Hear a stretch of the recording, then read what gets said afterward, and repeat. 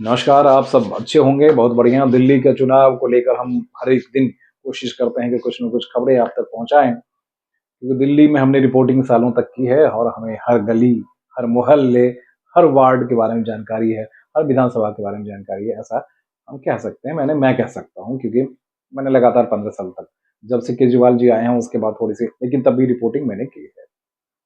तो अब मैं बताना सिर्फ ये चाहूँगा कि ये 7 लोकसभा सीटों पर जो समीकरण बनता, बिगड़ता और उठता, पटकता, भटकता, लटकता, जो चीज़ें निकल के आ रही है, उसमें से 2 जो कुछ दिलचस्प वाकया है, उसकी हम चर्चा ज़रूर कर लेते हैं।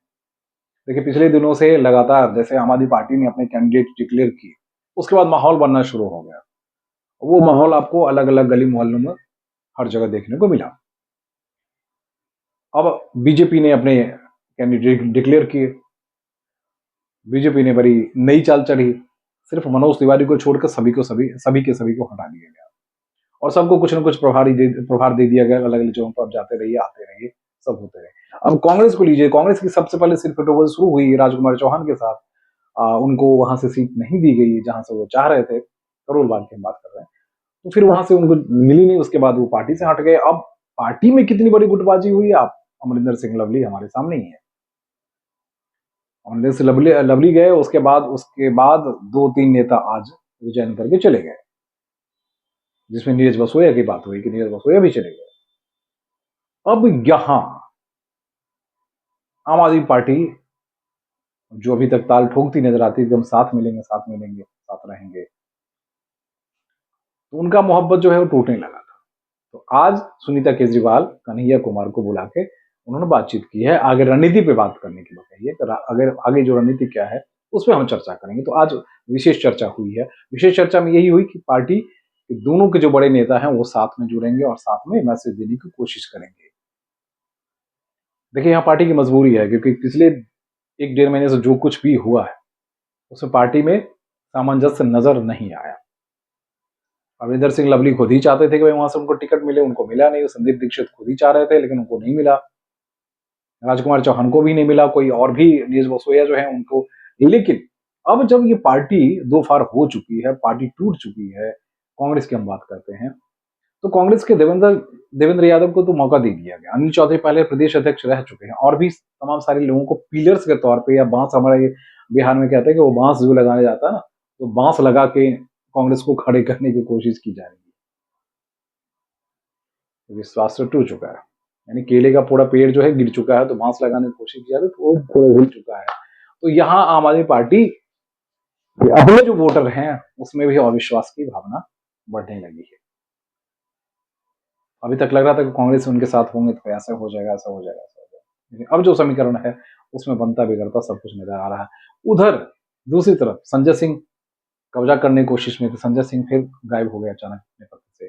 कल हम इस पर चर्चा करेंगे, कल आपको बताएंगे क्योंकि संजय सिंह कैसे गायब हो गया। तो क्योंकि सुनीता केजरीवाल को एस्टेब्लिश करना है, तो वो जा रही हैं कल, गुजरात भी जा रही हैं। वहां भी भाषण और तमाम सारे प्रोग्राम्स हैं। तो केजरीवाल नहीं है तो पत्नी ही तो सब कुछ करेंगी। तो यहाँ खिचड़ी जो पक रही है ना, वो उस खिचड़ी में मुझे लग रहा है कि खिचड़ी में कहीं दाल ज्यादा, कहीं आलू कच्चे, तो कभी नमक ज्यादा। तो ये जो तमाम सारे जो कॉम्बिनेशन है, वो उनको बनाए रखना बेहद मुश्किल है, दोनों पार्टी के लिए, कांग्रेस के लिए भी और आम आदमी पार्टी के लिए भी। क्योंकि देखिए, बीजेपी के जो भी कोर वोटर्स हैं वो हैं वोटर, उनको खिसकने की बात नहीं हो रही। लेकिन 10% वोटर जो फ्लिप करते हैं लास्ट मोमेंट में, उसमें एक बार फिर से संदेह की सुई चुभा दी गई है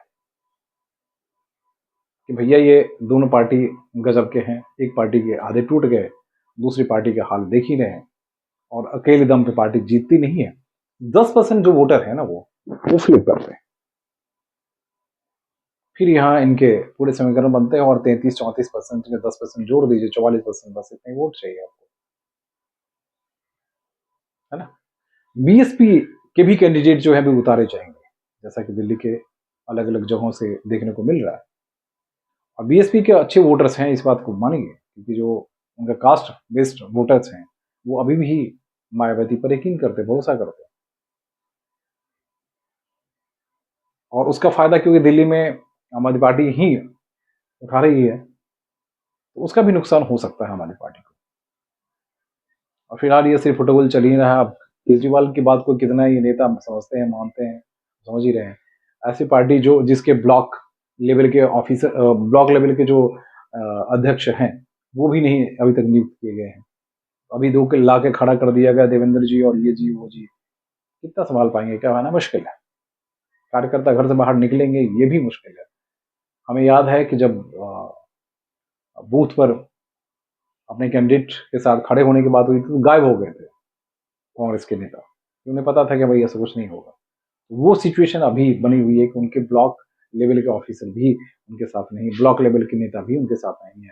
तो यहाँ बड़ी मशक्कत है, इसलिए आम आदमी पार्टी को भी ये चैलेंज फेस करना पड़ेगा। उनके पास सब कुछ है, लेकिन एक दूसरे पे भरोसा जताए रखना या दूसरे के भरोसा बढ़ाए रखना बेहद मुश्किल है, क्योंकि दोनों ने भरपूर गालियां एक दूसरे को दी है।